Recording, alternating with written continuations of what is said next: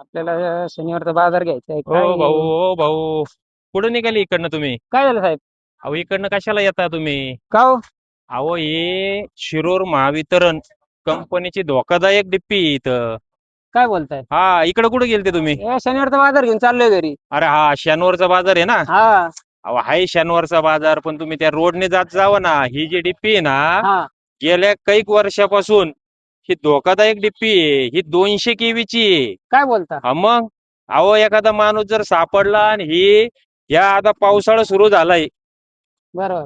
वादळ वारं पाऊस जर भयानक मोठ्या स्थितीमध्ये जर आला, तर ही डिप्पी जर चुकून पडली तर मनुष्य हानी होऊ शकते इथं.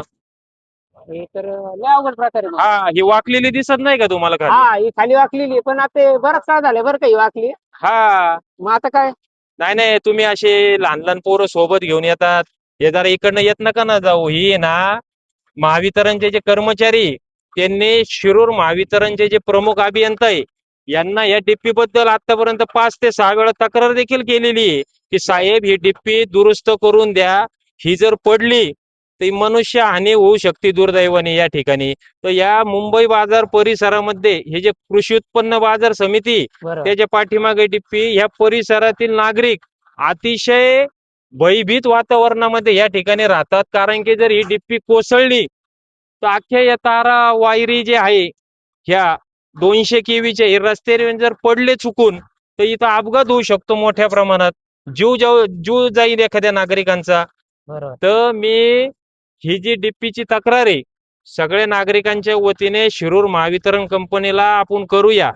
तसेच या विभागाचे जे प्रमुख आहे आणि केडगाव महावितरणचे प्रमुख अधिकारी, तसेच बारामती विभाग प्रमुख अधिकारी, त्यांना मी ह्या डिप्पीची जी शिरूर महावितरणची जी नागरिकांची तक्रार आहे, या तक्रारीचं लवकरात लवकर दखल घेण्यात यावी. तसेच ही दुरुस्त करून देण्यात यावी. आणि शिरूर महावितरणचा जो हलगर्जीपणा, निष्काळजीपणा आणि हा जो भोंगळा कारभार आहे, तर मी केडगाव विभाग प्रमुख महावितरण आणि बारामती महावितरण प्रमुख आपणास मी हे निदर्शनास आणून देतो की तुम्ही लवकरात लवकर शिरूरचे जे प्रमुख अधिकारी असतील यांच्यावर कारवाई करण्यात यावी. तसेच नागरिकांचा या ठिकाणी अपघात होऊ शकतो, जीवितहानी होऊ शकते. तर आपण हे जे भयानक प्रकार आहे, हे तत्काळ याची दखल घेऊन नागरिकांचा श्वास हा मोकळा करण्यात यावा.